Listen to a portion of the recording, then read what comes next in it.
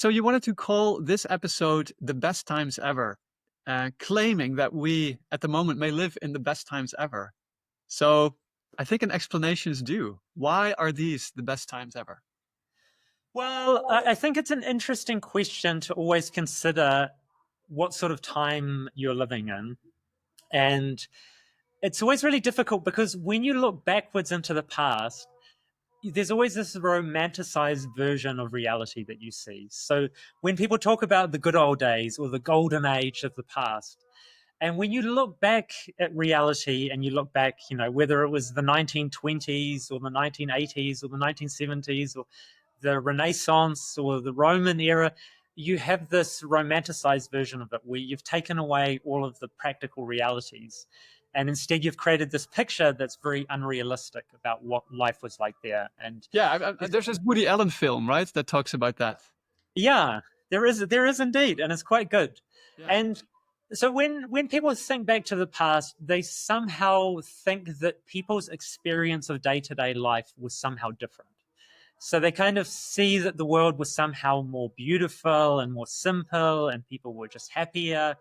Whereas, in fact, like if you think, say you imagine that the golden days was for you the 1970s, the days of the I mean, great I 70s. wasn't alive at that time. I mean, I was born in the 70s, but musically, they are the best times ever. Yeah, I still keep by that. Yeah, you stand by that fact, but Yeah, but you have this idea that you've kind of got this rose tinted glass view of the reality there, and you imagine that somehow people were experiencing things differently, and you think, oh, now we're so stressed out, and there's so many worries, and there's so many problems, and like back in the good old days, people didn't have those problems. But in fact, if you were living in the good old days, as you might think of them, you'd find that your day-to-day experience was exactly the same as it is now. That it's you have worries, you have struggles, you have problems, you have things you've got to deal with. I So mean, it's even if you look back to your own life and you think about your past memories, all those worries and anxieties that you experienced they disappear. So even exactly, your own life, you see through these rose-tinted glasses. Like if you think of your yeah, childhood or even 10 years ago, what you were doing, it's kind of surrounded by this rosy, image of yeah, because a problem-free life. yeah, there will be a time when you look back to right now and you think right now was the good old days. You think, Yeah. oh, remember that time when I was in my 40s and this was happening. So there's this wonderful human ability to create this nostalgia for the past. And nostalgia is one of the most unusual qualities because it doesn't seem to provide any evolutionary benefit to sort of, idealize the past. But yet we all do it. We all look back and think, oh, my childhood or this or that or the other things. So it is a real common human experience. And one thing that really struck me about this idea of are these the best times ever is last year when I was in Berlin for the summer, I was teaching some meditation workshops. And I decided to do an evening workshop when we were discussing this idea of are these the best times ever? And so we had a whole class, a whole group of people who were coming along and practicing meditation for several months. And it was very international. So there were people from India, there's people from South America, there was people from all of the European nations. And so we had this great cross section of humanity in the room. And I kind of asked people, do people feel as though that we're living in good times at the moment? And the vast majority of people agreed that we did live in good times. And I asked, does some people feel as though that these are the best times ever? And we had some people that, raised their hands. And then I said, is there anyone here who feels that we're living in the worst times ever? And I also had some people who raised their hands. So within the same group of people experiencing the same reality, living in 2024 in Berlin, you had some people who felt as though that they were living in the best times ever, and some people who felt as though they were living in the worst times ever. And one of the really interesting things was after the class, one of the girls who said that she felt as though that we were living in the best times ever, I started talking with her and I discovered that she came from Ukraine and she had lived through the first part of the conflicts in Ukraine. And then talking to one of the guys who thought we were living in the worst times ever, he was an Indian who was living in Berlin studying at a prestigious institute. So here you have two people, one who's just lived through a war, was still living through a wartime situation in their own country. And here's someone who's come from India and is studying in Berlin and, is one of the, a very privileged position, you could say. And he felt as though he was living in the worst times ever. And she felt as though that she was living in the best times ever.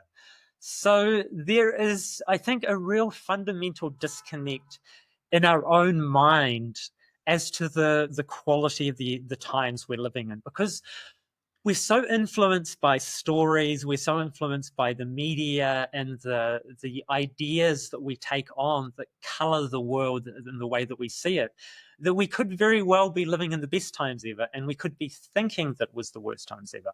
Yeah, we And I talked about think, that in one of our previous episodes, the effect that you always judge your own life to be really good and by your own yeah, experience, but you judge the world around you by you don't have any experience, direct experience of the world you live in. You have to take that by the stories you hear. So it's very colored by the media, and that's why people have such a very often negative view of the whole world around them. Whereas for their own life, they're happy. They give that a pretty high grade. So that there's a disconnect there as well.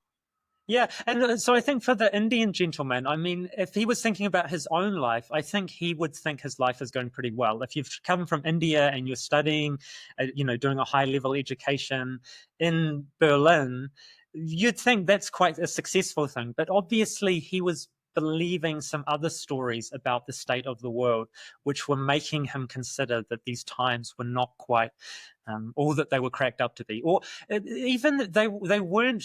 It wasn't that he was experiencing the world as the worst times ever, but it's just he believed that someone else had told him that these were the worst times ever, and he was choosing to believe that story.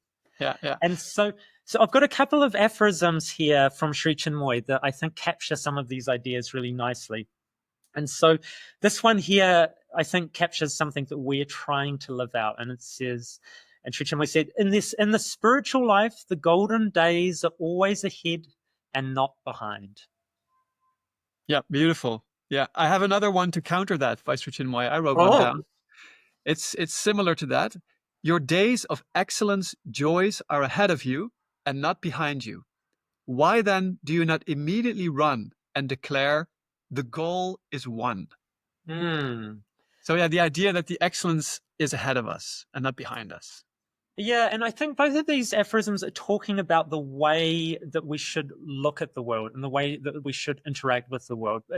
If we take the position that the past was always better than the present, then we're always going to be judging the time we're having now against some unreality or some unreal picture of the world. And so that's always going to cause some suffering for us. And so one of the major causes of suffering in life is expectation. And so expectation, let's say, and comparison. So when we expect things to be a certain way, and then they are not the way we expect them to be, that causes us to suffer. So it's the contrast or the conflict between how we imagine things should be and the way that they actually are. And then when we compare reality as it is to some future hypothetical state. And so this is a real problem that people really have, is when you create some future utopia that has never actually existed and you compare reality to that, you're always going to think that the world is not doing very well. If you've created this picture of the world in which there's no conflict at all, people are perfectly loving and kind and tolerant and understanding of everyone else, and there's this state of harmony between all life. And then if you compare the world as it is right now to that hypothetical utopia, we're always going to lose. Then we're always going to lose, because the thing is, with a hypothetical utopia, you're not bound by the limitations of reality. You can imagine this future state to be as wondrous as you like, so you can always be disappointed with the way things are. But I think a much more powerful thing to do is look at the state of the world in comparison to how it was. And so this is like the progress-based life, looking at the progress-based mindset, looking say, this is where we were and this is where we are now. So you see, oh my God, we've actually made so much progress. Because if you're comparing yourself against some arbitrary goal that you've set for the future that's never actually had to exist, we're always less than. Whereas if you look to the past and say, okay, where did I start from and where I am now, then you're always looking in a positive position, like, oh my God, we've made so much progress. So I Yes. think a good place to start with for this talk today would, why do we think that the world has got better? So where are some areas in which the world has shown some growth and progress?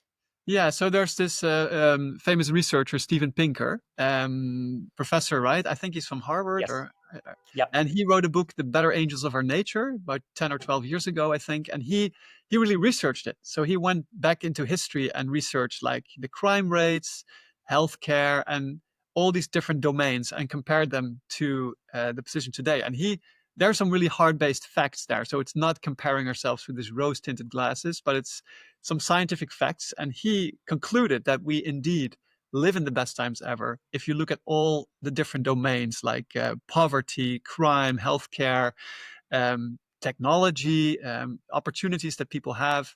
So maybe we can break down those things a little bit.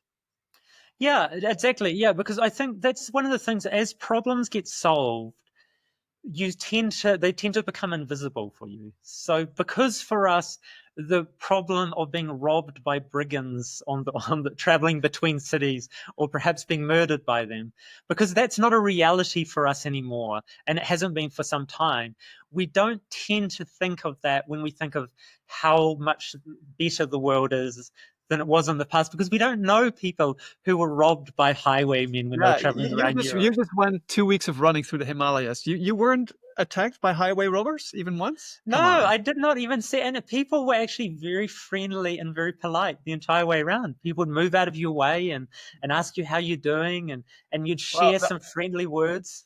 yeah, the only way when we can see that is when we look at Netflix series, right, of the Yeah. past. Then we can see some highway brigands, and we say, "Wow, yeah, things were tough in those days."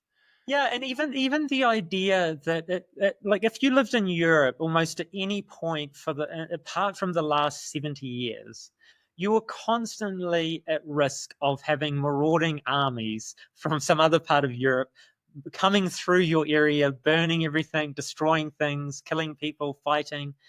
And the last 70 years, for example, in Western Europe, has seen this unparalleled period of peace. It's like this breakout of widespread peace, which has never really existed in Europe before.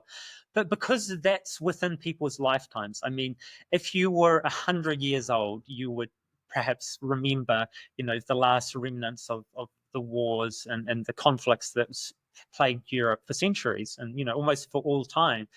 But because most people have been born after that time, they've never experienced a time when Europe was at war. So they think that this is a completely normal state of affairs.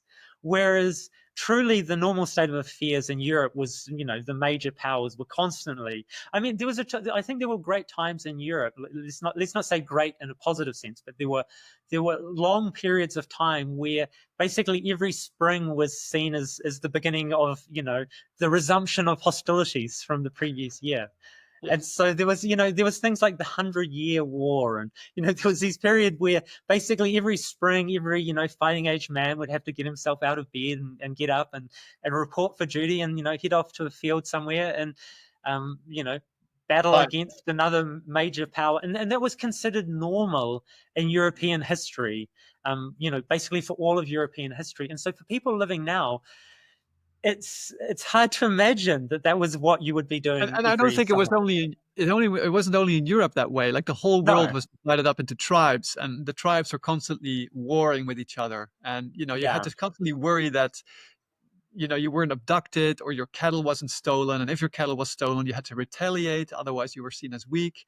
I mean, all Yeah. over, I think Africa, Asia, North America, this tribal mentality was there. And yeah, it was just a very divided society. I mean, you were safe in your tribe, but just outside of your tribe, there was constant threats and danger. Yeah. Do you have some of the numbers there? So, like, the likelihood of a European person dying of murder or warfare now is like unbelievably low in Yeah, I comparison actually to what looked it it was. up. I looked it up, and there's a crime rate of 14th century London, Yeah, and in 14th century London, the murder rate was about 100 people per 100,000 inhabitants. yeah, So that's a yeah, tenth of a percent that you were yeah, killed, murdered, basically. yeah. Now the number is less than one. So it went down from 100 to less than one. So yeah, In so it's less than 1% of what it was, 500, 600 Yes, years ago. it's less than a percent of what it was. I mean, during World War II, the rate was 300 per 100,000. So you can see that in wartime, these numbers Yeah. increased dramatically. But then, after that, yeah, the last decennia has been really low. Let's see, there's numbers about the poverty rate, which is also interesting. So in 1981, which is not that long ago, 50% of the developing world lived below the poverty line, which is less than $2 a day. And now the number is 8%. So the last measurement was in 2023, and from 50%, it went down to 8%, which means that 1 billion people since then have been lifted out of extreme poverty. So it's not that they became rich all of a sudden, but they were no longer in extreme poverty. So that's a big change in life quality. And I made a little calculation. If you So in the last 25 years, every single day, 109,000 people were lifted out of poverty. So if you had a newspaper, you could run a headline every day. 109,000 people lifted out of poverty today, and you could do that for the last 25 years, which is Yeah, pretty and amazing. that really is something like, and especially for us who've been born into some form of wealth, it's really hard to wrap your head around how much value that brings to the world. And I'm very lucky, as I've mentioned many times, that I get to go to places and I get to see these types of realities firsthand. And so India is a good example, because India is one of the is the largest population center in the world, so more than 1.4 billion people now. And I know myself, just seeing the transformation in India over the last 10, 15 years has just been absolutely striking. And I know in India from 2007 to 2017, 200 million people moved out of poverty. And for us, as being, from developed countries who have some level of affluence, because of that, it's really hard to understand the difference in your life that it makes, moving from like the lowest levels of poverty to moving towards some higher levels of material prosperity. But there's some good ways to look at it, because very often it's like, if you're standing on top of a building, like it's like, we can imagine we're standing on top of a high-rise building, and that's kind of like the disparity in wealth and affluence. And so if you're from Holland or New Zealand or Australia, or many of these countries, developed countries, you look down and everyone who's poor kind of looks the same to you. It's like everyone seems to be on the same level. But of course, that's not true. That within poverty, that there's all these different levels. And so there's an organization called Gapminder, and they did a really good way. They had a really good way of differentiating the different levels of poverty. So the lowest level of poverty, you had no shoes. So that was one thing. You did all of your cooking with wood. So we don't really understand what it would be like if you were doing all of your cooking with wood. What that basically means is that most members of your family are spending all of their time during the day out in the forest, scavenging and searching for pieces of wood to burn to allow you to cook your millet or your gruel that you're having for dinner. So you're spending an inordinate amount of time collecting firewood or making charcoal for cooking. And then nearly all people at that level of development have the exact same meal every day. So it's not like they're eating, some sort of peasant chic. They're actually just eating some sort of millet or gruel for every single meal. And so they've got no transportation, they've got no shoes, they've got no toothbrush, they're cooking with wood, and they're having the same meals every day. And then when you actually move up from that level of development, you move to this high level of development. What we do is we'd look at this person, and we'd say, oh, they're kind of both poor people, aren't they? And this person would say, no, no, look at this guy. He's got a bicycle. And so having a bicycle is amazingly transformative, because as soon as you've got a bicycle, you can travel much further distances. So you could go to the local village and start doing some work there to earn some more money. When you've got shoes, you can walk longer distances much more comfortably. Another difference is people at the lowest level of development only have one water bucket. And then people, as they move to level 2, they might have 2 or 3 buckets. And so that means when they go to the wells, they can collect more water. So the women have to spend less time walking back and forth to the wells. But probably the biggest transformation is people at level 2, at this second level, they start to use gas for cooking. And when you're using gas for cooking, suddenly you're no longer reliant on spending all your time collecting firewood each day. So you actually have more time to look after your children, to spend time educating your children better. You've got more time to start doing handicrafts or start working on different projects. And normally this level, you have a toothbrush, like you have a toothbrush for the family. And so suddenly you can start making better decisions around hygiene and things like that. And normally at level 2, once you have gas, you actually start often having different sorts of meals. So actually your nutrition becomes much better as you start to have a bigger variety of foods. So we kind of see these big numbers and we think, oh, okay, 200 million people move out of poverty. Okay, like we don't really understand what that means I mean, for to us, they're still poor. They still may yeah, earn only $5 a day now instead of 2. yeah, But for yeah. them, it's a huge shift. It's a huge, and one of the cutest things on level 3, because Gapmind is trying to make you aware of how it actually feels to change from one level to another. And so when you move to level 3, is every person in the family has their own toothbrush. And Ah, you might think, okay, like if you imagine if you live as an extended family, you've got grandmother, grandfather, you've got all your brothers and sisters, you've got your parents. And when it comes to brushing your teeth, if you're the youngest child, everyone brushes their teeth and then you're last. And so yeah, you finally get the family toothbrush and it's your turn to brush your teeth. And that suddenly starts to strike home like, oh, that's what it feels like. yeah. And suddenly, if everyone in the family has their own toothbrush, suddenly you have some sense of autonomy. And often at level 3, you start to have some refrigeration. So you can actually store more food. So you can preserve food and keep it for longer periods of time, which also allows you to start to eat a bigger variety of things. And I so, mean, so that level is all about survival, and then all of a sudden, finally, some life, some real life comes in, right? Where people can yeah, think about other things than just the immediate survival yeah, of their because body. you've got to remember as well, like if you get electricity in your house and suddenly you have lights, like you have electric lighting in your house, that means in the evening your kids can study inside the house, and so they can move ahead much faster with their studies than if you're only relying on candlelight and it's actually not light enough inside the house for you to actually read in the Yeah. evenings. And also when you get electric light, like suddenly you can start doing handicraft, you can start repairing things, you can start making things, you can start fixing things. So there's all these gains you start to make along the way that, because we've already had them, they've already happened in our countries, we don't even notice that they're happening. Whereas you go out into the world and you see people living in these situations and you start to realize, oh my God, like this is actually incredibly transformative. Yeah, so And you are now in Nepal, and I yes, guess we would call that a poor country, but yes. still, what do you see around you? Do you see that poverty, or do you see people who are living a real normal, good life? Yeah, like I mean, the thing that cheers me up to no end is just seeing, as you go around the world, everywhere I go, I see families and parents working so hard to make life better for their children. So they're doing everything that they can and making all of these unbelievable sacrifices so their children can become better educated, have more opportunities than they did. And for me, that is really testament to the human spirit. That's really one of the things that I think we can be so proud of as a species and as a humanity, is that you see people who are willing to sacrifice all of their time, effort, money, and opportunities to make life better for their children because they want to Yeah. see their children far transcend them.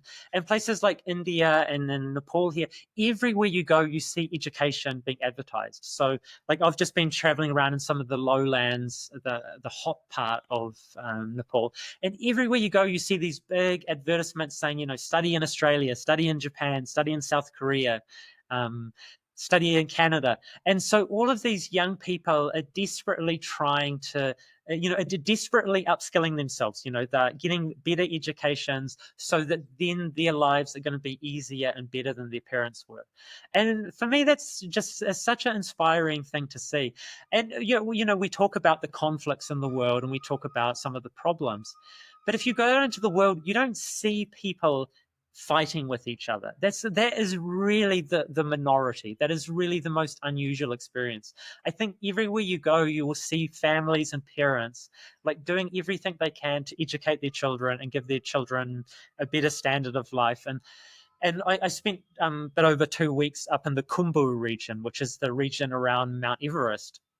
And New Zealand's one of our most famous sons is Sir Edmund Hillary, who was the first man, along with Tenzing Norgay, to climb Mount Everest. So that was in 1953. And so it was like a really world shattering event.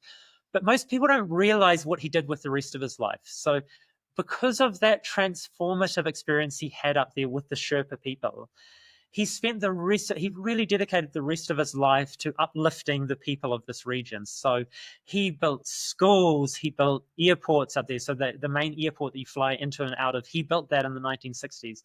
There's a big school up there in a town called Kumjong, which is the Sir Edmund Hillary School.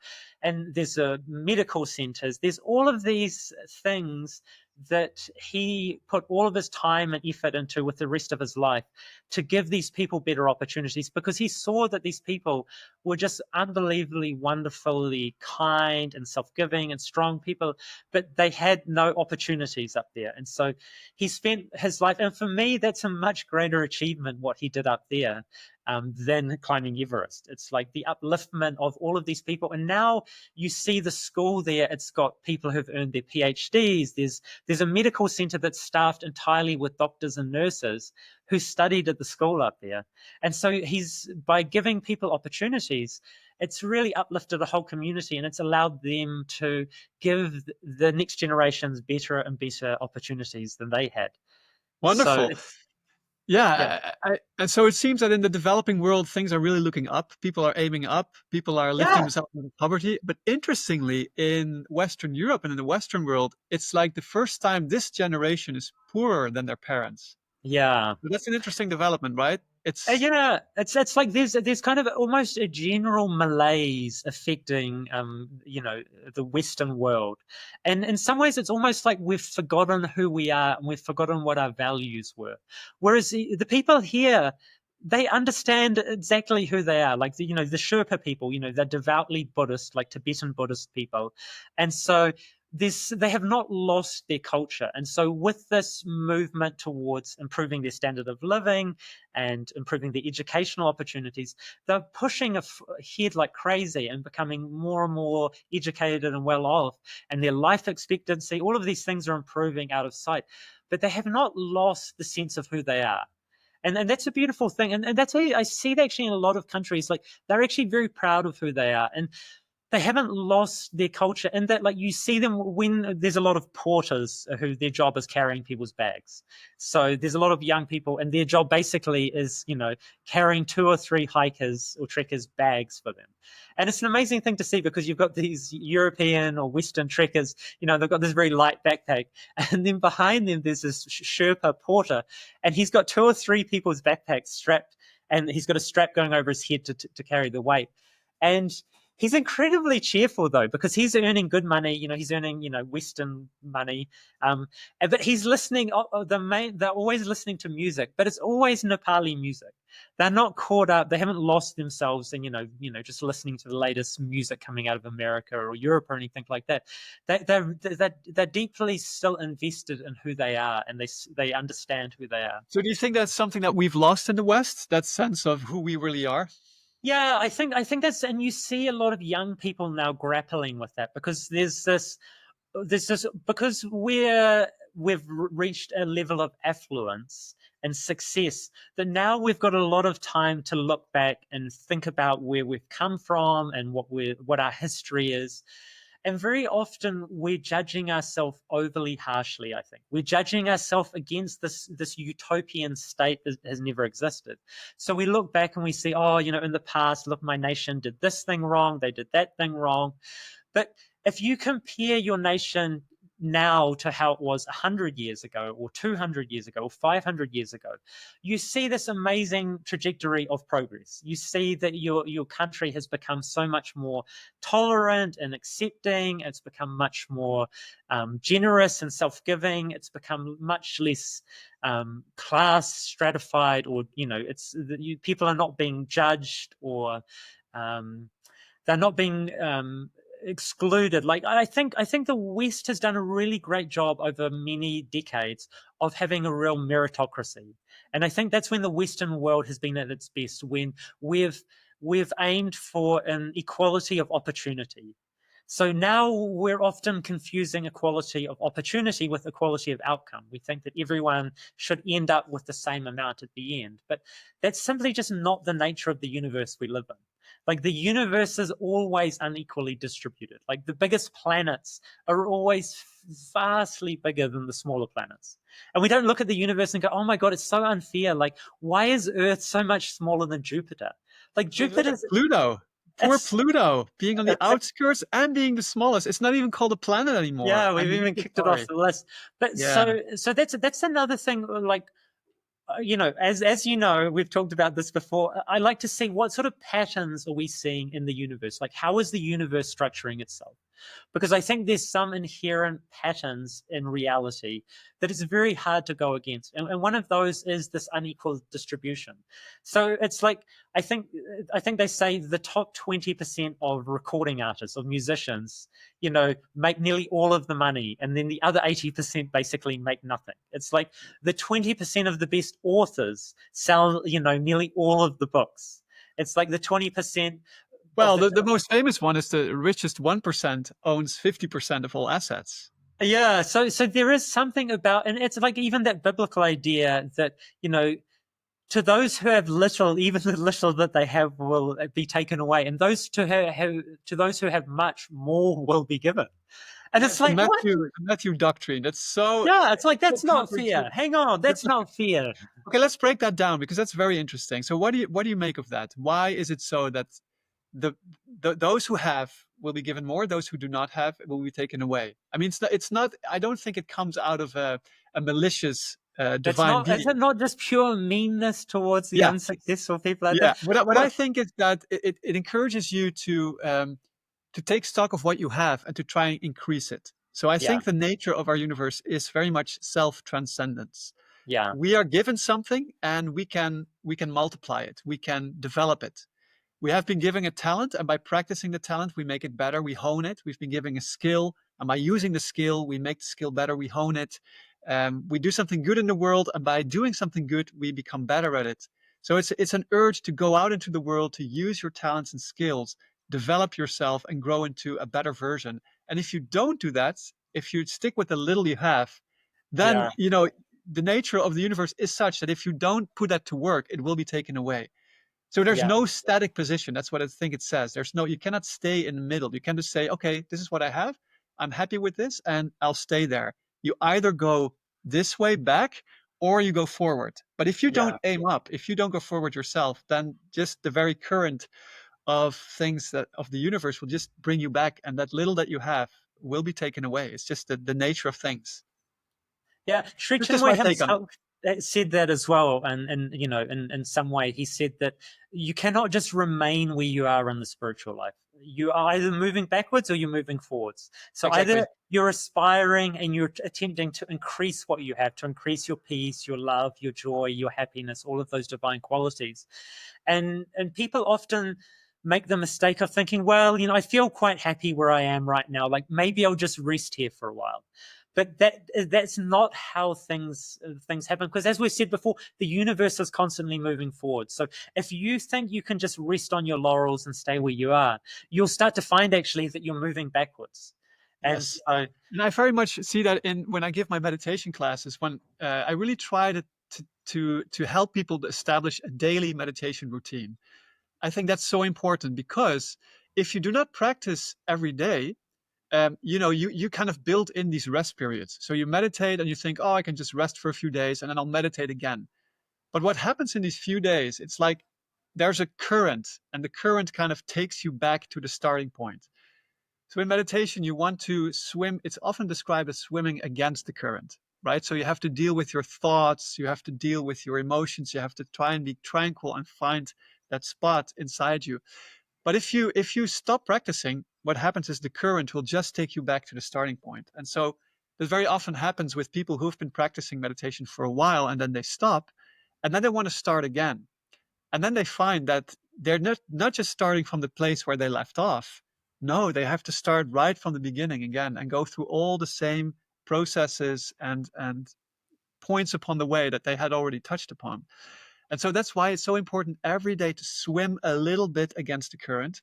And if you do that, there will come a time when you reach the source, the tranquil source of the river, and then your practice becomes spontaneous and automatic. And but to reach that point, it's so important to become disciplined and to really kind of force yourself for a while to practice daily. Yeah, and again as well, because that reinforces that story that we carry with us about who am I. And if we really want to continue to hold that picture of ourselves as a spiritual being, as someone who believes in these higher ideals, we need to take concrete steps towards that. And as soon as we stop taking those concrete steps towards reinforcing that for us on a daily basis, the pull of the world is so strong. It's like a magnetic force, and it's like that current you says, but it's also that the world around us has got this magnetic force that's trying to tell us, hey, forget about those dreams, forget about that stuff. Like, come be with me, watch television, eat junk food, and Yeah, and I buy think things. exactly, and I think that's why in the past people felt it was necessary to renounce the world in order to live a Yeah, spiritual life. And that's kind of ties into our theme of today. That back in the Middle Ages and way before that, you kind of had to renounce the world. There was so much violence and there was so much unrest in the world that if you really wanted to dedicate yourself to a spiritual life, you had to withdraw to a monastery or the Himalayan caves if you lived in India and really renounce yourself from all those worldly movements. But now we live in a day and age where you can, because of there's so much more peace and there's so much more prosperity in the world, you can practice a spiritual life. You don't have to renounce the world. You can just live a normal life with a job in the modern world and at the same time develop spiritually. And I think that's one of the testaments to the fact that we do live in the best times ever because we now have a world in most places in the world where you have enough money, enough basic income to provide the basic necessities of life. And also, there's enough knowledge around. It's very accessible now to get spiritual knowledge and guidance. And so, for anyone who wants to practice, they can do so. And that also wasn't the case, right? Back in the day, you had to the knowledge was secretly guarded by these kind of societies, or not everybody could read. So only the priests had the divine knowledge and they had to teach it to you and you had to be worthy of it. And now everybody can read and it's all there in the libraries and online. So it's very accessible. yeah, excellent points there, Abhinaba. And it reminds me, when I was in Ireland a few years ago, I went to one of their famous churches in the evening, and there was a prayer session. There was evening prayers going on, and so I thought to honor Jesus and his great teachings, I thought I would join in these prayers. And there was only a couple of us there, but it was amazing because it was the prayers of one of the Irish monastic orders that lived on one of the small islands off the western coast of Ireland. And so these were people who were really trying to avoid the problems of the world, and they were trying to remove themselves from all of those things that were taking them away from their practice. But their prayer was so fascinating because it went through many different levels. But one of the levels of the prayers was praying to the leaders of the country to make wise decisions to allow the country to flourish in such a way that the monks would be able to do their practices without being tangled up in a conflict or war or famine or any of these problems. So it was like 1,000 years ago, they were praying for a time where politicians and world leaders would kind of stay out of their business. so they could actually get on and do what they were really, inspired to do. So Seems it's that like their this. prayers were answered. Yeah, it seems that Yeah, prayers so were answered. for them, if they could see what life was like now, they would think, "Oh my God, like what an idyllic time to be alive." They could be out there on the island, practicing their spiritual disciplines and their prayers, and no one would be bothering them. The tax man wouldn't be sailing out there on the boat to harass them for their taxes.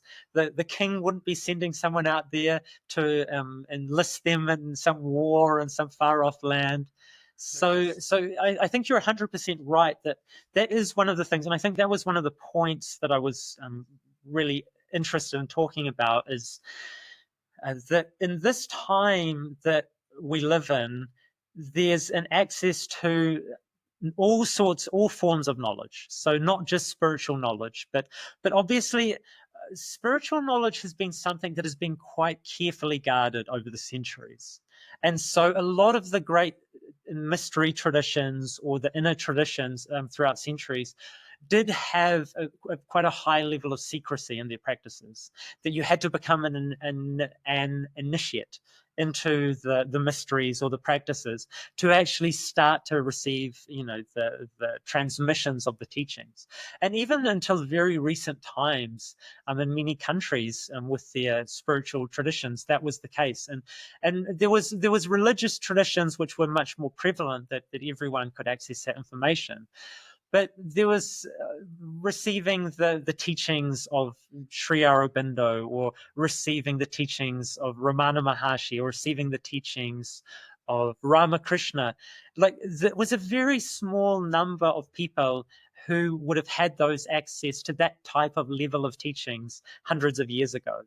And now suddenly we're in an age where I can look it up online and I can find transcripts of everything that Ramana Maharshi ever said to his followers, or I can find all of the books from Sri Aurobindo, or all of the utterances of Ramakrishna were recorded by one of his disciples, and so there's this unbelievable wealth of deep knowledge available to us.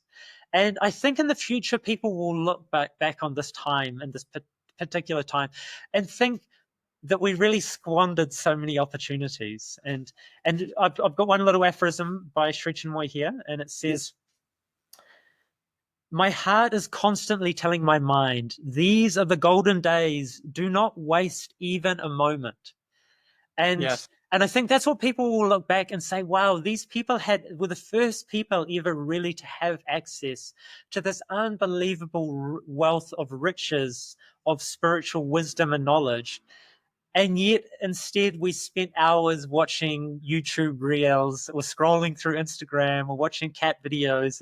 And people were like, wow, these people had everything available at their fingertips. And did they use it wisely?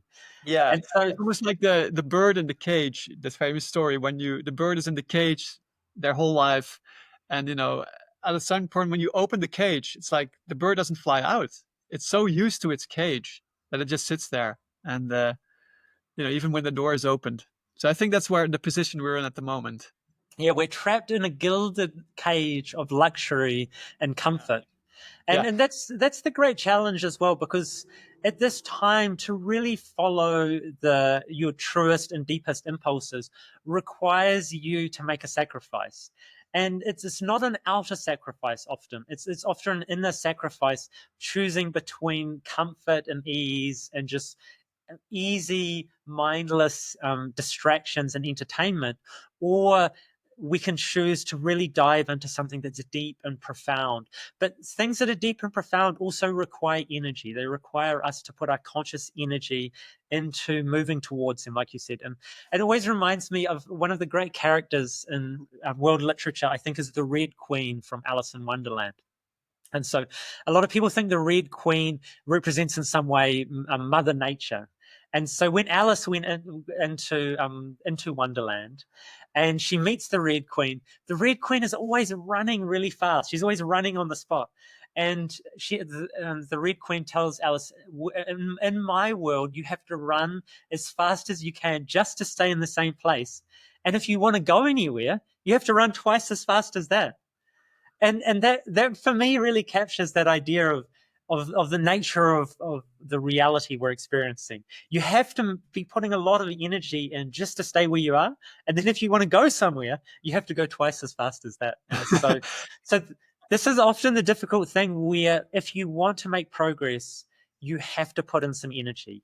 You can't Yeah. just be lethargic. You can't just be resting on your laurels and comfortable where you are. You have to really have a hunger and say, no, no, like, I am not all that I am meant to be. There's something more to me. And I like the saying as well that the most dangerous words in the English language is, you're fine. You're just fine how you are. Yeah. Because you're No, not. you're not. I think growth happens outside of our comfort zone, right? Yes. You have to be able to step out of the comfort zone, whatever that comfort zone may be. It can even Yeah. be work for some people, workaholics, they escape Yeah. into their work. But Yeah. we have to step outside and challenge ourselves and face Yeah. our imperfections. Yeah, it's funny because everything can become an addiction, and in some ways, all of us are trying to validate our existence. And so some of us try and validate our existence just by sacrificing everything to the people around us. So it's like the idea of someone becoming a martyr to the people around them. So there's that type of person who they don't have strong boundaries, and so they just give themselves to all of the people around them. And so they feel as though if they do that, if they're always serving the people around them, that will validate their life on earth. That makes them their life somehow meaningful. But what tends to happen when you do that, when you keep self-sacrificing to the people around you, is that people don't appreciate you properly. They don't value your time anymore. And so people just take advantage of you. If they need you emotionally, they'll call you and they'll dump all of their emotional problems on you, and they'll feel, oh, okay, I feel a bit better, and they'll move off with their Yeah. lives. And you're stuck dealing with all of their emotional So turmoil what's and the answer problems. there? So there's value in self-sacrifice, but don't overdo it. Yeah, exactly. There's value in learning and understanding who you truly are. Like revealing your gift to the world. Like you're not here simply to be a doormat for other people to walk in and out on. It's you have something unique. It's your character. It's like I keep going back to that, but your character is so interesting and unique. And no one ever will come again to play your particular character. And so if we miss out on seeing the fullness of your character, that's a loss for the entire universe. Like we'll never get to truly understand and know what you could have possibly offered to the play, the divine play. And Yeah. and I think that's the greatest loss. And there's that great saying that you and I have talked about. What is the most valuable real estate in the world, or in each city? And it's the cemetery, because it's full of all the unmanifest dreams and potentiality of all those people who've gone before us. Yeah. And I do feel that more and more, because I have this wonderful run I do. I do it probably 4 or 5 times a week when I'm in Christchurch, and I call it the Four Cemeteries Loop. And so I go from my house and I run through 4 different cemeteries, and that's some of the oldest cemeteries in Christchurch, which is not hundreds of years old, but 150 years, 130 years old. Some of the graves there. But when I run through there, it really gives me the feeling of the immediacy of life. It's like all of these people were experiencing reality as the way I am now. They were alive, they had their hopes, they had their dreams, they had these plans for the future, and then one day they weren't here anymore, and they ended up, their immortal remains are there, and their soul and their spirit is in some other place. Yes. But there's something so valuable about being here and being alive and being conscious and being aware and trying to use this opportunity to manifest all of our hopes and dreams, to manifest all of our qualities in the world. And I think it is the hardest thing in the universe. And so very often it's easy to feel insignificant and small. But I think what we're actually trying to do as human beings, manifesting our full potential here on earth, is by far the most difficult thing to do in the universe. But And it's the so only thing to do. It's the only thing to do, ultimately. yeah, These it's are the the only golden days. interesting thing to do. We could do a Yeah. whole bunch of other things that will take us in different directions, and perhaps we can waste a whole bunch of time here. But Yeah, I think there's a really great idea that we are the most complex things in the universe. So we're far more complex than a star or a black hole or even a galaxy or a planetary system, because we've got this incredibly complex biology, but inside of that complex biology, we've got an infinitely complex inner reality. And to me, exploring that is far more interesting than exploring the far reaches of the universe. yeah, And exactly. you know, That I seems know, like another I know we've distraction. discussed Elon Musk's great plans to become interplanetary, and I think that's a worthy endeavor to take consciousness and self awareness and make it interplanetary. You know, just in case things go pear shaped in any way, shape, or form. But but also, it's not the real meaning for being a conscious being in the universe. I I think the mean, it seems real, that we have this beautiful planet all around us, which is so infinitely rich with yeah, potential. Why would we go somewhere else, especially to a totally dead stone planet, and try to make yeah, life? Like, let's improve this one. There's yeah. enough work to do here, like more than enough Yeah. work. And And even Neil deGrasse Tyson, who's the wonderful kind of science communicator and very well known, he makes the same criticism. He's like, if you're going to spend all this time and effort and money going to Mars, it's like just do a better job on Earth first. Like there's yeah, so many things we could do better here and improve yeah, it certain seems a bit things. of a pessimistic, fatalistic view. Like, oh, we've ruined this planet already. Let's build a new one. You know, we have so Yeah, many. that should not be the mindset. But yeah, I think that because we know that there have been mass extinctions before, Yeah, that's the one reason where you think, okay, it's good to hedge your bets and have a few people somewhere else. But I just interestingly watched a film that came out some years ago called Ad Astra, oh yeah, and I saw that with yeah, Brad Pitt. and he travels out through Mars and to the far reaches of the solar system, and you kind of get a picture of what life would be like if we had a base on Mars, and it's like these rocky planets. You see them, and it's like being in a high altitude desert here on Earth. It's like Yeah, it's very much devoid of life. And you yeah, see it there, and you're like, wow, if that was what you called home, and you compare it just to the absolute richness and beauty of this world we're living in here on Earth, it's just no comparison. no comparison. And look at what we talked about already. Like, we are improving. We are in an upward cycle. Like, we Yeah, are living in the best times ever. And maybe we can go back to some of the figures. yeah, Just by the point, by the if we look at life expectancy, there's some yeah, interesting figures there as well. So there are 500,000 people on Earth who will reach 100 years of age. That's the last estimate. And in yeah, by 2050, there will be 4 million people who will grow to 100 years. yeah. So life expectancy will shoot up like anything, because in 1950, the global life expectancy was 48 years. Mm, Now it's 71.5 years. So this is yeah, global expectancy, not just the Western world. In the Western world, it's much higher. It's above 80 years. So we live much longer. Then there's some interesting points to make about crime. So since 1993, these are actually numbers from the US, but since 1993, the crime rate has dropped by a whopping 48%. So that's like murder, rape, wow, robbery, assault, gun murders, all these kind of things. yeah, Yeah. So, and that's the other. We are definitely kind of we have a false picture of reality just by the media. By yeah, now, if a murder happens, we hear about it, even if it's yeah. on the other side of the world. Whereas previously, you didn't really hear about every single murder or No, rape. because there was no point, because it was a far commoner experience. Yeah, And exactly.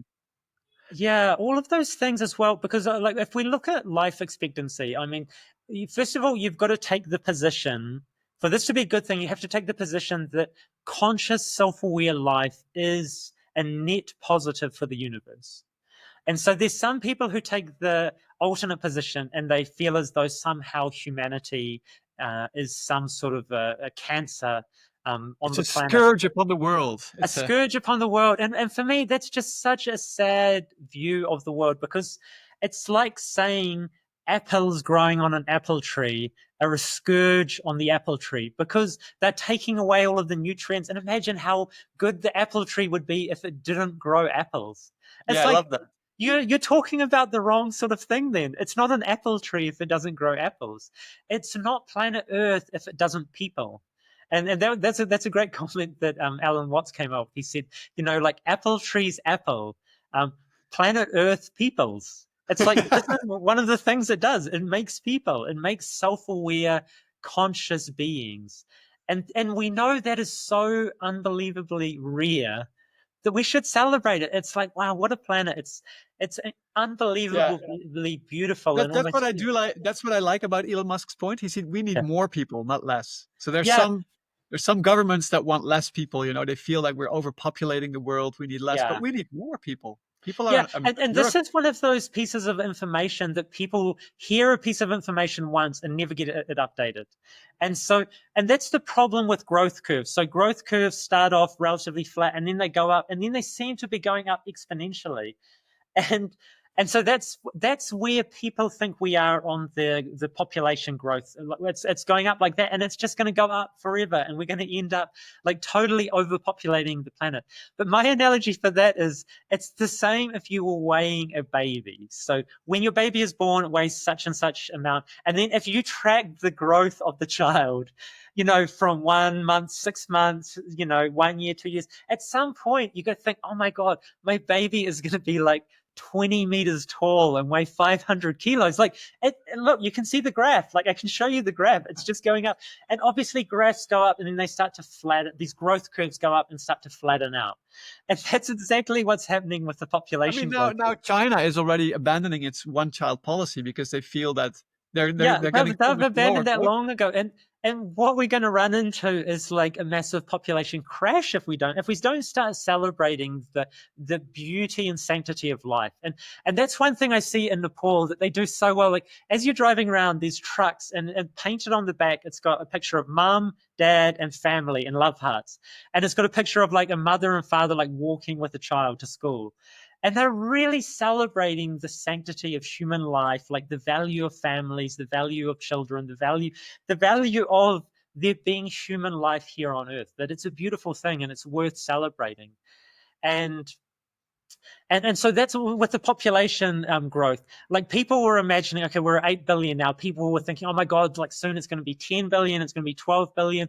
Like what it looks like is we might never even get to 10 billion people. Like, Yeah. so the population growth is dropping so quickly that it might be that we stop somewhere in the 9 billions. And actually, if you go out into the world and travel around, there is vast areas of the world where there's so incredibly few people. And so obviously there's some areas where people are really densely packed, but we could actually fit so many more people on this planet and the planet would be completely fine. Because the thing we've got to remember as well is we're like toddlers when it comes to our technology. So at the moment, we've got these toys and we've got these capacities, and we're like smashing things and we're breaking things. But all the time, we're moving in a positive direction. We're becoming more and more sophisticated in the way we use our technologies. We're becoming more and more conscious of the downsides to over consumption for because there was an idea back in the 1970s that we were going to run out of food by the year 2000. There was this idea that there was going to be mass starvation, mass famines, people in Africa will be dying like crazy. And there were really well-known academics who wrote books and papers telling us that we're about to reach this point where there's going to be no way that we can make enough food for the world. And yet we already make enough food now for 10 billion people. And very often, like the only reason that there's famines is for political reasons. It's political decisions that cause these things. It's not a lack of calories. And even now in sub-Saharan Africa, people have calorie surpluses. So like the big thing all around the world now is people are getting too fat. It's not that they're running out of food. It's like everyone's got access to too many calories. Yeah. And, Yeah. and we think, oh, that's a terrible thing. It's like, that is not a terrible thing if you were alive 500 years ago and you were trying to get by on 1,000 calories a day. If you found out that in 500 years' time that you could easily get 3, 4, 5,000 calories a day, you would think that is the greatest news that you'd ever heard. And so I think we're going to find that the population is going to balance out much quicker than we think it is. And I've already seen the figures. By the end of the century, India is going to be stabilized at 1.4 billion, and the Chinese population, if they don't do something drastic, it's going to drop to half. It's going to be half what it is now. So it's going to drop down to 700 million.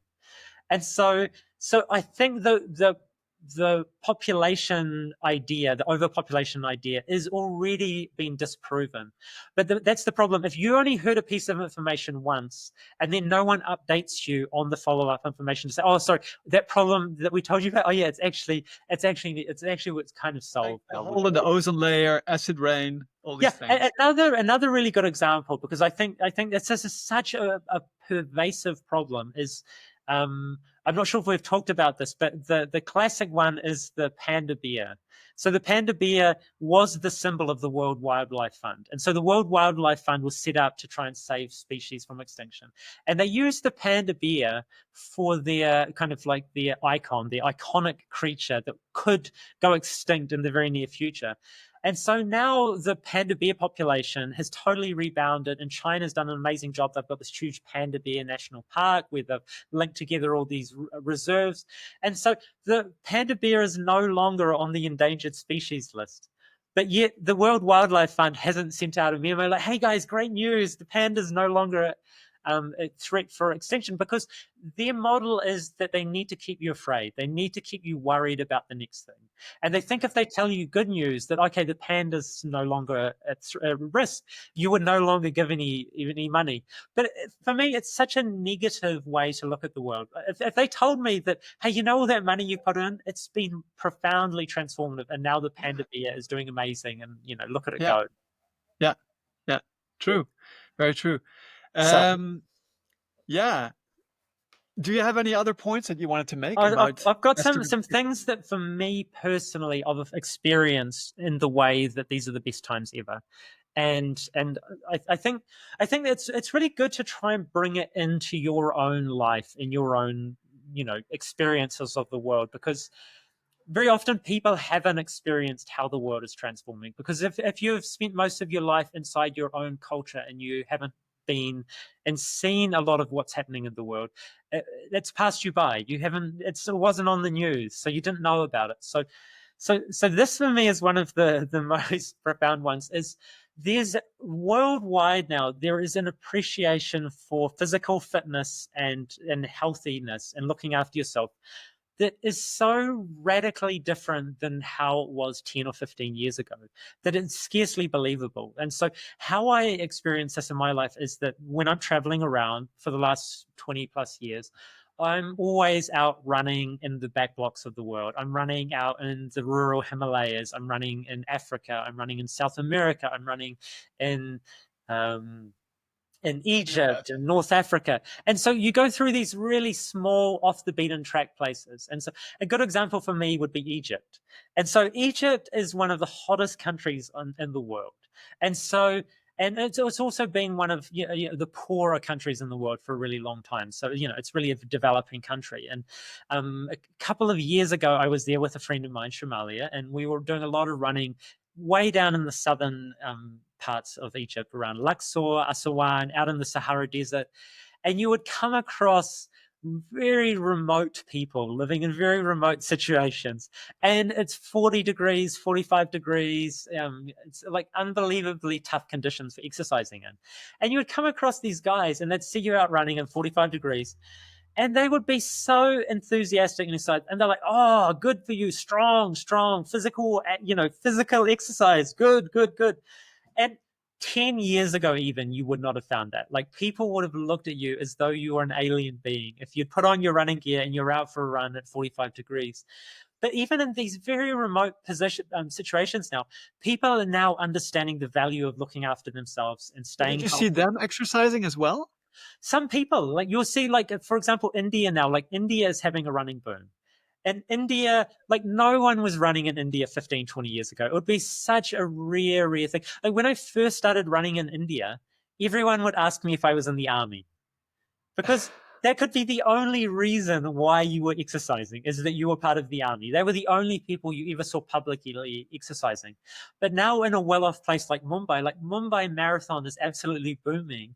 And the wealthy and well-to-do people, it's very fashionable to be into doing some running and some jogging.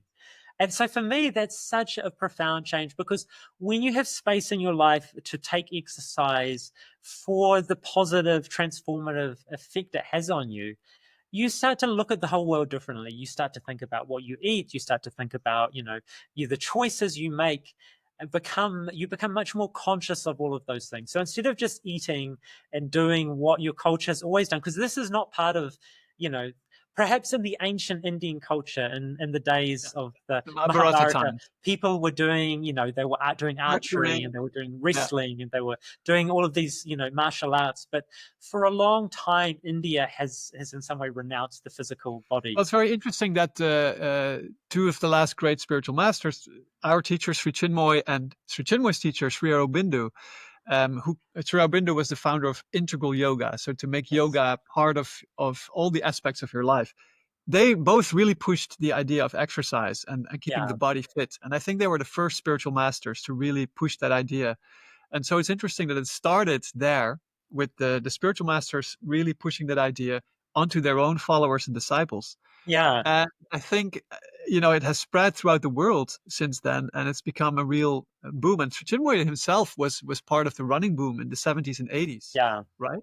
Where he and his disciples organized a lot of the early ultra marathon races. They did a 24-hour race all in 1981, and they kind of were spearheading this whole ultra running movement, which is now becoming more and more popular. I mean, you're in the middle of it, Yeah. but you see that ultra running is really booming. So these events, they fill up with hundreds and thousands of runners, and they're like 100 milers, 100K races. There are now lots of multi-day races where people do 3 day, 6 day, or 10 day races. And so that's another interesting fact to see that not only is fitness increasing, but also the people are challenging themselves far beyond what they thought possible. So there's self transcendence involved as well. And the other big thing to note with that really positive movement around sports and fitness is that the running booms of the past, so like say in the 1970s and 1980s, running became really popular, but it was really popular at a competitive level, in a very, very competitive direction. So there was a lot of really high level runners. And if you became a runner, you would join a running club, and it would be all about performance. Whereas the running boom now is much more about health, wellness, well being. It's about staying fit and healthy. It's about doing it for your mental health as well. And so you see all these running crews popping up, in major cities around the world.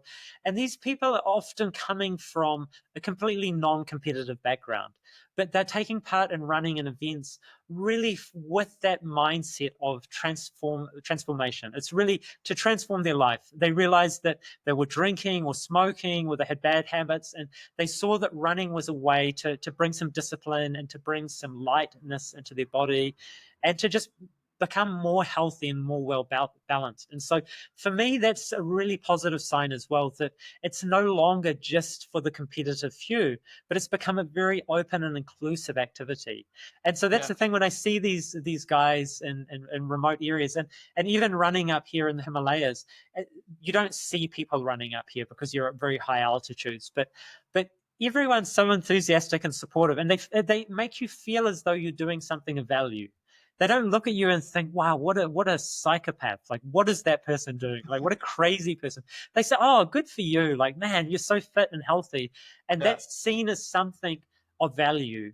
Whereas, like, if you look at, say, when I grew up in the 1980s and 1990s, the kind of the trendy, hip, cool people, they never exercised. They would smoke and they'd drink and they might do drugs, and they were living this, that was considered like the cool alternative lifestyle, was like to drive cars. Nihilistic, very nihilistic also. Yeah, and it was really an unhealthy lifestyle. Like, people were drinking and partying like crazy. Whereas now you come out here and I see yoga advertised like crazy everywhere. I see people doing singing bowl meditations. Actually, now it's really amusing. You start to see in holy places around there, you see these Westerners sitting in very prominent positions meditating. I was just running around the lake yesterday morning, and I saw this European guy sitting by the edge of the lake in a very prominent position, wearing all white, sitting in very still, meditation. And like that's now considered something like admirable. That's like these people are doing it in public because they want to show that, hey, look, I practice meditation. Like, Yeah. look at me. Well, that's another thing that I find very, very positive about this time is the popularity of the meditation boom, you could say. Yeah. So when I started teaching meditation maybe 20, 25 years ago, it was still quite niche. Yeah. And the same with running. You were looked at a little bit funny, and you were this kind of crazy guy that was building castles in the air. Meditation, what is that? That is not this. That's like a vague thing that doesn't have any real implications in the real world.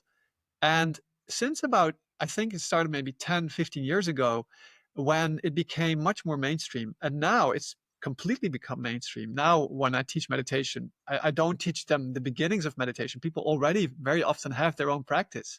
It's more about fine tuning and about deepening the experience than it is just explaining what meditation is. So another thing about these times is that you see that spirituality has become mainstream. It's become part of almost everybody's life. That's a real plus, I find, because it's no more just about surviving or even about becoming successful in the material sense and acquiring more and more things and money and wealth, but also about really developing yourself as a person and to discovering these deeper parts of yourself and really inquiring about the meaning of life, which is so positive, right? Oh, it's a really unprecedented, that the movement towards that. If you just go on your on the internet and start looking around, you can find so many people sharing their experiences, sharing their inspirations, like just like we're doing with our podcast. There's a huge opening now for people to really try and connect and share their experience of reality, and especially in a really positive way, that they're seeing more opportunities, they're seeing growth and transformation.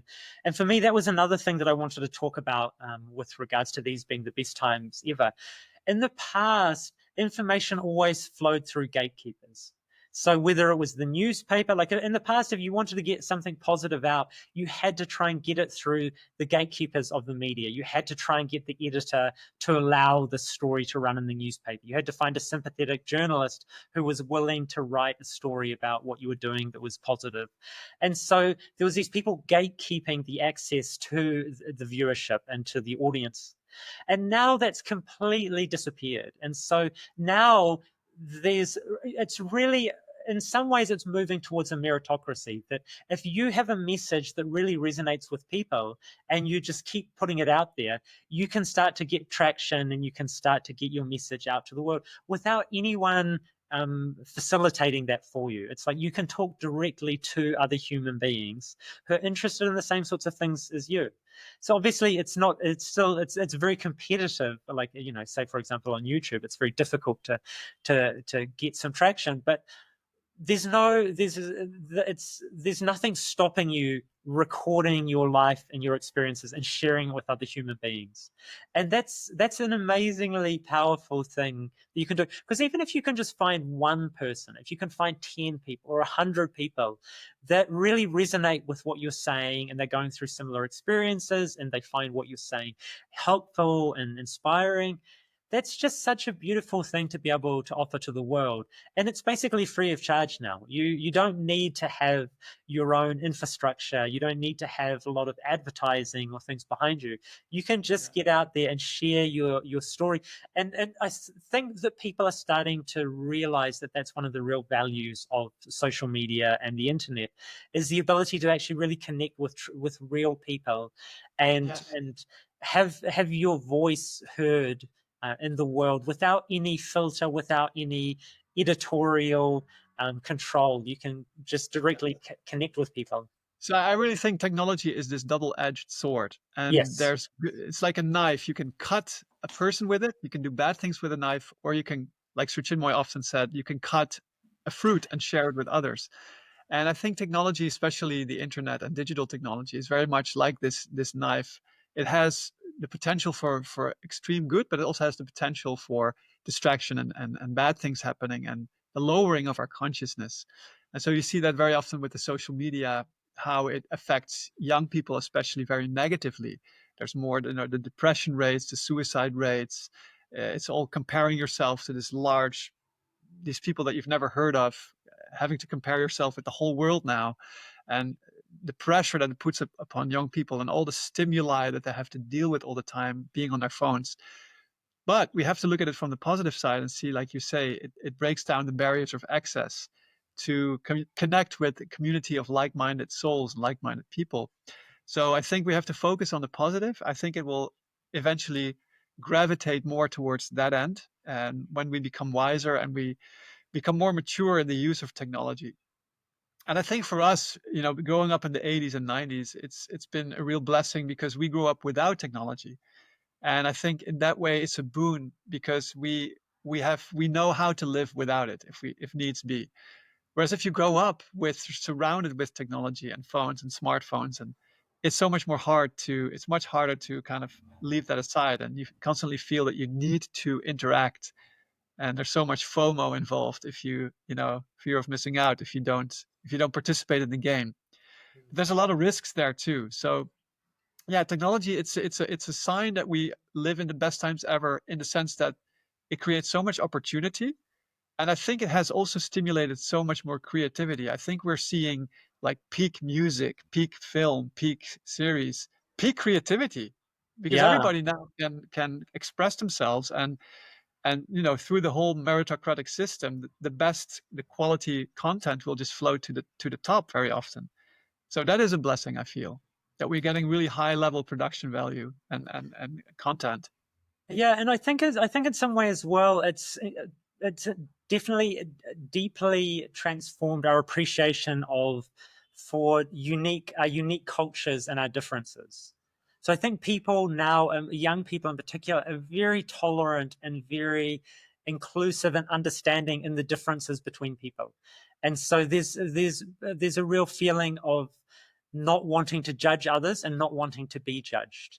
And so that's really what the younger generations are looking for. But I think because people have been exposed to so many different cultures and backgrounds, that we all have more tolerance. Like when I see a YouTuber making videos from China, I understand we've got a commonality between us. We've got a common language and we've got a common understanding of the games we're playing and the world we're living in. And when I see people in India and I see people in Africa, we all understand, we share so much more of a culture together.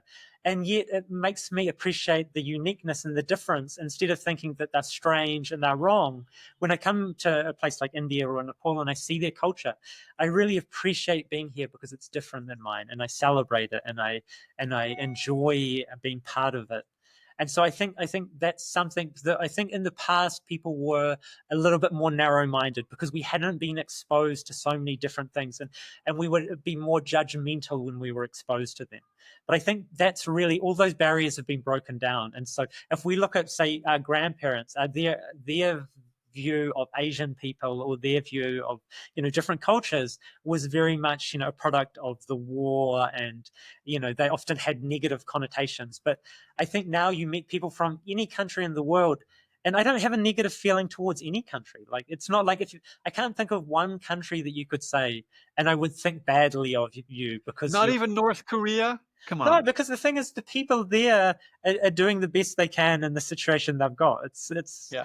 I think there's a Yeah, lot don't be more foreign. understanding and tolerance, and that's a beautiful, beautiful thing. And this is a really interesting thing for you to note as well. So you and I are both Generation X, and so obviously Generation X is the greatest generation of all. I mean, we were the most resilient. I mean, we would spend all day outside riding our bicycles. If we fell off and cut ourselves, we knew like 10 different ways to remove blood stains from our clothing. We'd drink from hoses, and no one knew where we were. We, as long as we were home by sundown, we were just wild and free creatures. So obviously we were the greatest generation of all. Yeah. But moving on from that, we have the millennials, and then from the millennials, we have Gen Z, or the Zillennials, or the Zoomers, as they're often sometimes The known. Zoomers, the But, Zamy Zoomers. but this is really interesting. So at the moment, there's a culture. There's a really traumatic experience for the millennials, because now the millennials, who have been really cool for quite some time, they're becoming super cringe, which is a very popular phrase from the Gen Z. So they're like, oh my God, millennials, they're so cringe. And the interesting thing is why the millennials have become cringe. And so the reason for that is Gen Z are looking at the millennials now and saying these people, their social media presence is too curated. And so what they mean is it's too perfect. And so it's like, when it's because the millennials are the first people to really grow up online on social media, with, using Facebook and then, Instagram or whatever platforms they're using. But their social media, they've tried too hard to make it too perfect. And the Gen Z is saying that's impossible. You cannot do that. You cannot live your life like that. So they are trying to make their social media presence a lot more chaotic, but a lot more realistic. So they've given Authentic. up on this idea of this perfectly curated life online, and instead they're embracing the chaos and the ridiculousness. And even these are a couple of interesting things. They even dislike the way that millennials take selfies. So millennials take selfies using the front camera, so you can look at yourself while you're taking the picture. So then while you're doing it, you can kind of try and make it as perfect as possible. Whereas Gen Z are often now using the back camera, so they can't see the screen when they're taking the picture. And so Ah, it means it's much less flattering, but it's much more realistic, because you can't see yourself to pose in such a way. So they're embracing a much more gritty and realistic and chaotic expression yeah, on social media, which is yeah. much more healthy, I think. Yeah, exactly. We have to see that as a Yeah, positive and that's development. that's the thing. Like, And if we get too caught up in the present moment, we'll say, "Oh my God, like these young people, they're going off track, this, that, or the other thing." But if you zoom out enough, like the Zoomers do, you'll start to see these patterns that are happening over longer periods of time. And so, for me, that's really positive. That, of course, when social media comes in, we're going to experience all the downsides. Like, we'll experience the positives, but we'll make all of the mistakes that you can possibly make. So we'll worry too much about what people think about our yeah. online presence. We'll I try mean, and make it it was kind too of the perfect. same. It was kind of the same during the Gutenberg era when the printed press was invented.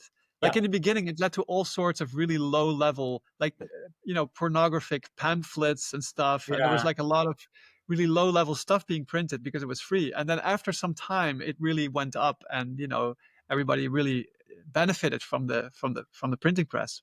But it's the same kind of development in the internet. In the beginning, of course, all the problems appear, but yeah, we're seeing corrections happening already. yeah. It's So that's already just in that generational change from the millennials to Gen Z. There's already this transformation in the way they're using social media, and the way they look at it, and the way they think it should be used.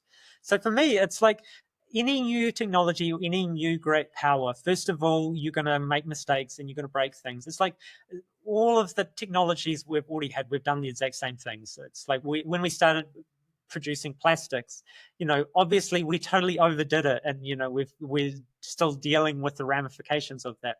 But over time, we start to use recycled plastics. We start to find ways to recycle plastic better, and over time, we're problem solving creatures. That's our great skill, is problem solving. So don't be upset that there's problems. Be pleased that there's problems, because that gives us something to do. If we get to the point where we've solved all the problems, we're going to yeah, create problems just so we've got something to do. yeah.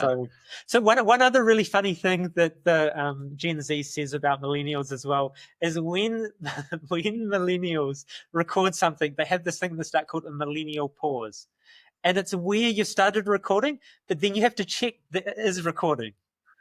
So there's always a pause when they start. So if you get a voice message from a millennial, or you see them making a recording, there's always this, okay, hello people. And so the Gen Z thinks that's so cringe, because they just that they're used to everything working immediately. So they don't even Yeah. think about it. They just start recording and immediately they're off and ranting about this, that, or the There's other. always this generational gap that it's known that your generation will always make fun of the generation before you, but really respect the generation below that. So that's the same as happening here.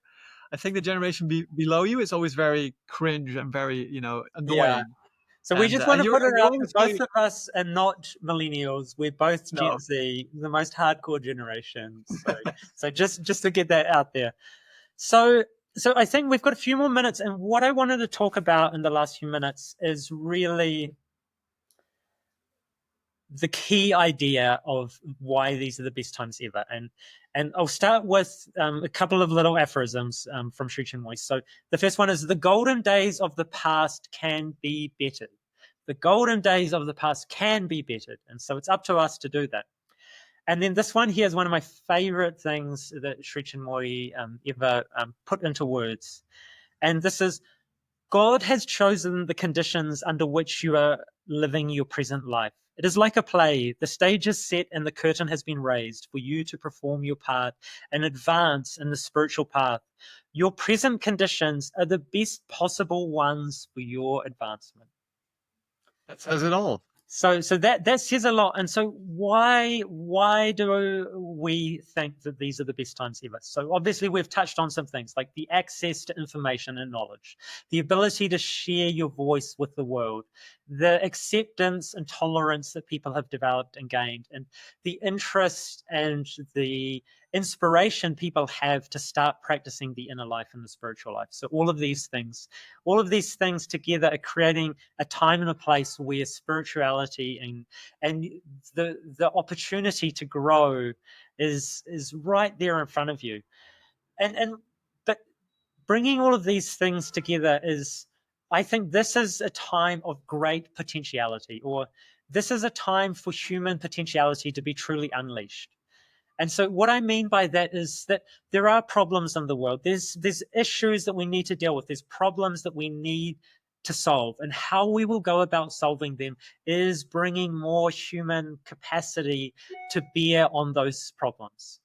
And so the more people we can get in the world who are healthy, happy, well adjusted, educated, living the best possible lives, the more human potentiality we have to bring to bear on all of the problems of the world. And so a good example of that is childhood nutrition.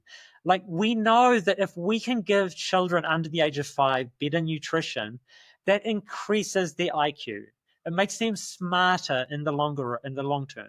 And so all of that human potentiality that is coming online by people moving out of poverty, so people becoming better fed, better nourished, more intelligent, more educated, and then you've got more human potential in the world. So we're increasing the amount of human potential, and having more people does that as well. If we've got 10 billion people or 9 billion people, that is hugely powerful in the ability to solve problems, because the geniuses in the world, there will be more geniuses in the next 100 years than there've been in the previous 100 years, because we'll have more population, we'll have more people being educated, we'll have more people with opportunities. And I And think also, that's this one of, information that they discovered is being shared globally. So because we're all connected, the information can travel much faster and problems can be solved much faster. exactly, and giving people the access and the opportunity to expose themselves to different areas of interest. So if you grew up in rural Nepal here 50 years ago, you would have no idea what was happening in America at the moment, or Europe. You would have just really the foggiest idea of what the world looked like. But now people here know exactly what's on trend, and so you'll get people who are being exposed to things which perhaps they have an amazing talent for, where in the past they never would have had access to that. So whether it's in the fields of education, it might be in the fields of science, it might be in the fields of medicine, or it even could be in completely different fields. Like you see people here now, like young dudes who are really getting into mountain biking. And there was no one riding mountain bikes in Nepal 20 years ago. It was like just not even on the radar. And you're going to find that I think like we're moving into peak human creativity and capacity at the moment, because everyone has the opportunity now to be exposed to things that inspire them in some way.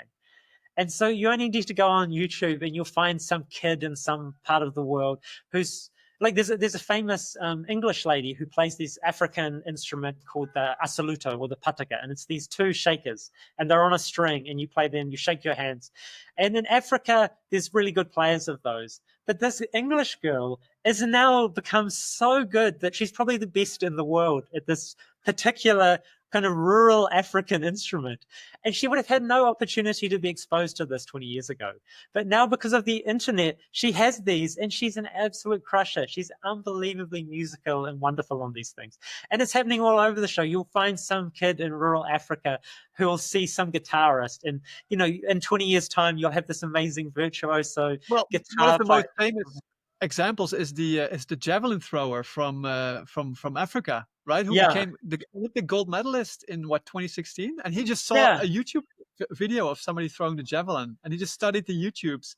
He started throwing the javelin, and he became the Olympic champion, Yeah, I think it was the world champion. So yeah, world but then champion. then the next one was this Indian guy became the Olympic champion, and so you're Yeah, now having potential because it used to be that Western and advanced nations had a monopoly on access to information. So we had coaches, we had people who knew how to do these technical things, and so that access wasn't available to someone living in the developed world.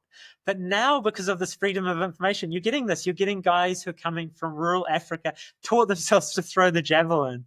And so you're going to find that we're going to have world champions and Olympic champions coming from a much wider pool of countries because people will have access to the knowledge and information of how to do these events. And so it will no longer be a monopoly on the wealthy countries that have the best facilities and they have the best trainers and they have all of these things. So that for me is the exciting thing. And if we can have kids in developing countries being exposed to different forms of music, different forms of creativity, different forms of sport and activities, we're going to find geniuses and talents coming forward that we couldn't even imagine. And it might be hard for us sometimes because for those of us who still are battling with our pride and ego, it's the standard of human competency around the world is going to go up so quickly and so high. And we're yeah. already seeing that whatever you think you're good at, you can always find some kid on the internet who's better than you. I mean, spiritually, that's a great advantage because it gives us the opportunity to kill our pride, right? That was Yeah. one of the of the advice that Sri Chinmoy gave us. If you are proud of your singing voice or your capacity, just look around and you'll find somebody's way better than you, and your pride is smashed. Yeah, like So singing is a good example because of the popularity of these, singing TV game shows like The Voice and, America's Got Talent and all these different countries having these same sorts of things. We've seen so many unbelievable, like now the idea of what it means to be a good singer is just so unbelievably high because we've really so many more people are getting involved in singing, in a professional or in a very serious way. And you're having people coming from totally out of left field.